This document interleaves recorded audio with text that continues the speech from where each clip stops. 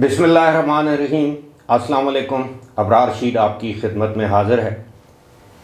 خواجہ حیدر علی آتش کے اس شعر سے آج کی گفتگو کا آغاز کریں گے کہ بہت شور سنتے تھے پہلو میں دل کا، بہت شور سنتے تھے پہلو میں دل کا، جو چیرا تو ایک قطرہ خون نہ نکلا۔ اب آپ سوچ رہے ہوں گے کہ میں نے یہ شعر کیوں پڑھا ہے،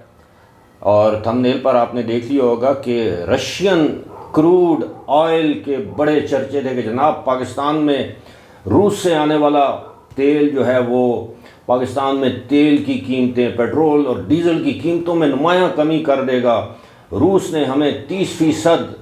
کم نرخوں پر تیل فراہم کیا ہے، لیکن کھودا پہاڑ اور نکلا چوہا۔ یہ سب دعوے کے دعوے ثابت ہوئے۔ اس کی وجہ کیا ہے وہ میں آپ کے سامنے ابھی بیان کروں گا، اور اس حوالے سے سابق وزیر مملکت برائے پیٹرولیم ڈاکٹر مصدق ملک نے جتنے بلند و بانگ دعوے کیے تھے، یہاں تک کہ سابق وزیر اعظم شہباز شریف نے جو دعوے کیے تھے وہ تمام کے تمام بودے اور کھوکھلے ثابت ہوئے، کیونکہ گراؤنڈ ریالٹی کچھ اور ہے۔ اور یہ جب حکومتیں چلی جاتی ہیں تو یہ معاملات سامنے آتے ہیں کہ جناب ہمیں یعنی عوام کو کس طرح ماموں بنایا گیا، بلکہ ماموں ہی نہیں بلکہ کوشش تو کی جاتی ہے الو بنانے کی۔ کتوں نے پھر بھونکنا شروع کر دیا ہے، کیا کریں پتہ نہیں ان کو میری ویڈیو بناتے وقت کیا خیال آتا ہے۔ اور خیر چلیں گفتگو کو آگے بڑھاتے ہیں۔ یہ جو تیل آیا تھا 11 اور 26 جون کو اسی سال، بڑے دعوے کیے گئے تھے جناب روس سے پہلی مرتبہ پاکستان نے تیل امپورٹ کیا ہے اور بڑے ارزاں نرخوں پر پہنچا ہے، ملا ہے، اور اس سے پاکستان میں پتہ نہیں انقلاب آ جائے گا، لیکن ایسا نہیں ہوا۔ پاکستان ریفائنری کے ذرائع کے مطابق، اچھا میں یہ واضح کرتا چلوں کہ یہ انگریزی روزنامہ دی نیوز میں ذرائع کے حوالے سے یہ خبر شائع ہوئی ہے، اور مین سٹریم میڈیا نے اس کو اتنی زیادہ لفٹ نہیں کرائی، نہ ہی ہمارے جو کنٹمپریری یا ہم عصر جو تجزیہ کار ہیں، جو اینکر حضرات ہیں، اس امپورٹنٹ ایشو پر انہوں نے کوئی گفتگو کرنا مناسب نہیں سمجھی۔ ان کے نزدیک شاید ملک کا سب سے اہم معاملہ یہ ہے کہ عمران خان کو جیل میں کیا سہولیات دی گئیں یا نہیں دی گئیں، یا عمران خان کے جیل میں شب و روز کیسے گزر رہے ہیں۔ لیکن میرے لیے یہ بڑا امپورٹنٹ معاملہ ہے کہ بالآخر روس نے ہمیں تیل مفت تو نہیں دیا، اور اس میں اگرچہ ہم نے ادائیگی چائنیز کرنسی یوان میں کی، ڈالرز میں نہیں کی، لیکن ادائیگی تو کی۔ تو کیا وجہ ہے کہ یہ تیل جو ہے یہ قوم کا تیل نکال گیا؟ کیا اس پر کبھی تحقیقات ہوگی؟ میں اب آپ کو بتاتا ہوں کہ یہ جو تیل منگوایا گیا روس سے، پاکستان ریفائنری کے ذرائع کے مطابق اس میں سے 20% بھی پیٹرول نہیں نکلا۔ یہ جب کروڈ آئل آتا ہے، میں تھوڑا سا آپ کو مختصراً یہ بتا دوں کہ یہ جب کروڈ آئل آتا ہے تو اس میں سے پیٹرول بھی نکالا جاتا ہے، اس میں سے فرنس آئل بھی نکلتا ہے، اس میں سے جیٹ فیول بھی نکلتا ہے، اس میں سے ڈیزل اور کیروسین آئل جسے ہم مٹی کا تیل کہتے ہیں، مختلف یعنی جو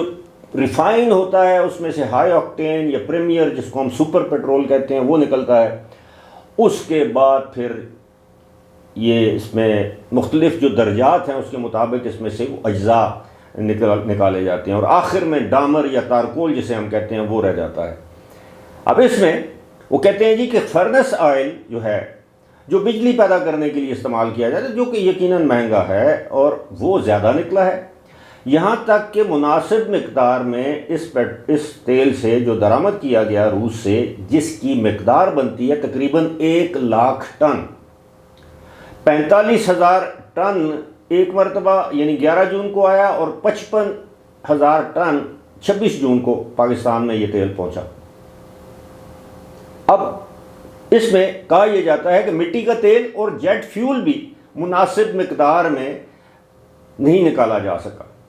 بالآخر پاکستان ریفائنری نے اس کو ریفائن کرنے سے معذرت کر لی، انکار کر دیا جی کہ یہ گھاٹے کا سودا ہے۔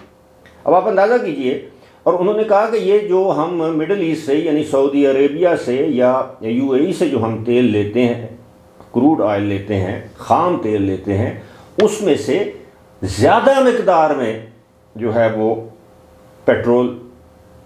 نکلتا ہے، یعنی 35-40% نکلتا ہوگا۔ ساتھ ہی ساتھ یہ ہے کہ یہ قریب ہیں، یعنی سعودی عرب اور یو اے ای ابوظہبی سے جب ہم تیل منگواتے ہیں تو یہ بندرگاہیں یہ پاکستان کے قریب ہیں، تو بار برداری کا فریٹ چارجز جو شپ پہ جس پہ کنٹینر پہ آئل ٹینکر جسے شپ کہتے ہیں، اس میں یہ جو تیل آتا ہے اس کا کرایہ آسان الفاظ میں فریٹ جسے کہتے ہیں وہ بھی کم پڑتا ہے۔ اب روس سے وہ براستہ پتہ نہیں کون کون سے راستوں سے پاکستان یہ جہاز جب پہنچتے ہیں اس کا کرایہ بھی زیادہ ہوتا ہے، ٹائم بھی زیادہ لگتا ہے، اگرچہ انہوں نے آپ کو 30% ڈسکاؤنٹ دیا، یعنی $100 کے بجائے آپ کو $70 میں دیا، لیکن دوسری جانب آپ دیکھیں کہ آپ نے ایک تو ادائیگی یوان میں کی، ٹھیک ہے اچھی بات ہے، لیکن دوسری جانب جو اصل معاملہ ہے وہ کیا ہے، اس میں سے مطلوبہ مقدار میں پیٹرول ہی نہیں نکلا جس کے لیے ہم نے منگوایا ہے۔ پاکستان میں تو پیٹرول اور ڈیزل کی کمی ہے، اور جو باقی جو اخراجات ہیں جو فریٹ چارجز ہیں وہ لائے تو بات وہی ہے، کام کو ادھر سے پکڑیں ادھر سے پکڑیں۔ تو یہ میرا خیال ہے پاکستان کے ساتھ پاکستان کی عوام کو بڑا عرصہ ڈاکٹر مصدق ملک جو ہے وہ ماموں بناتے رہے، بڑے بڑے دعوے کیے گئے کہ جناب دیکھیے گا اس کے اثرات اب 10 دنوں بعد قوم خوشحال ہو جائے گی۔ 1 لاکھ ٹن تیل سے قوم کتنے خوشحال ہو جائے گی؟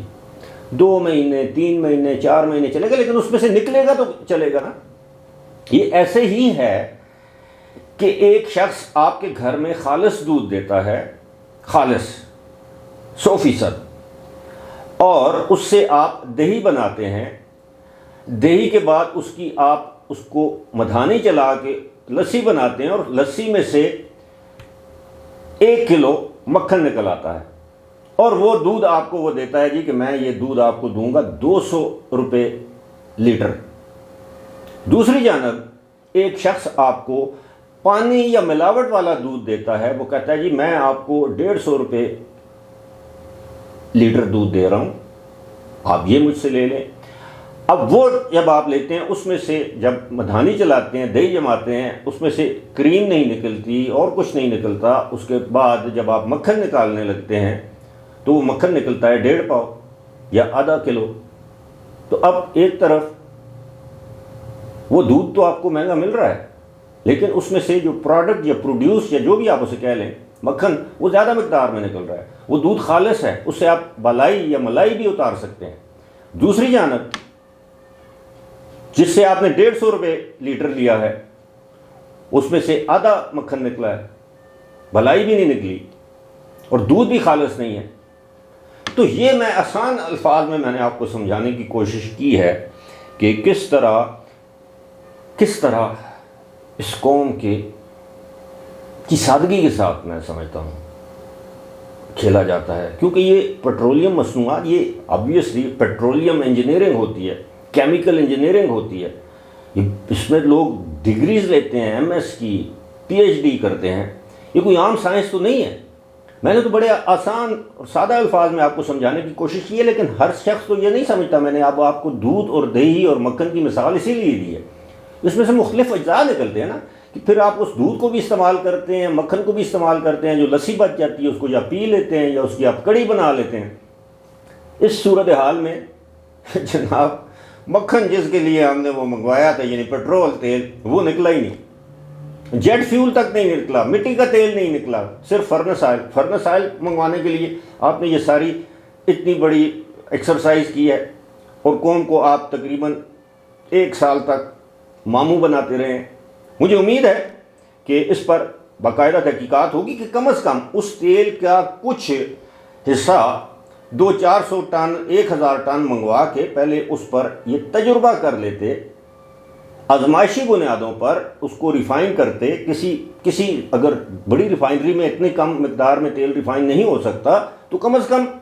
یہ جو لیبز ہوتی ہیں اس میں تجربہ کر لیتے کہ جناب اس تیل میں، اس کروڈ آئل میں سے کتنا تیل ہماری ریفائنری نکال سکتی، کیونکہ ہماری ریفائنری جو ہیں وہ سیٹ ہوئی ہیں یہ دوسرے یہ ان ممالک کے تیل پہ، سعودی عرب، کویت، جو مڈل ایسٹ کے جو کنٹریز ہیں UAE وغیرہ، روسی تیل پر تو وہ ہیں ہی نہیں، تو اس پہ ضیاع ہوا ہے۔ اب اگر پاکستان ریفائنری جو آیا ہے ابھی جو 55,000 یا اس سے بھی زیادہ کم و بیش، اگر اس تیل کو ریفائن نہیں کرتی تو کیا وہ گلتا سڑتا رہے گا؟ اس میں سے صرف فرنس آئل نکالا جائے گا؟ تو یہ میں سمجھتا ہوں اس بات کی تحقیقات ہونی چاہیے، اور کم از کم ڈاکٹر مصدق ملک کو ہمت کرنی چاہیے، آ کر جواب دینا چاہیے کہ جناب یہ کیا ماجرا ہے۔ فی الحال اسی کے ساتھ مجھے دیجیے اجازت، خدا حافظ۔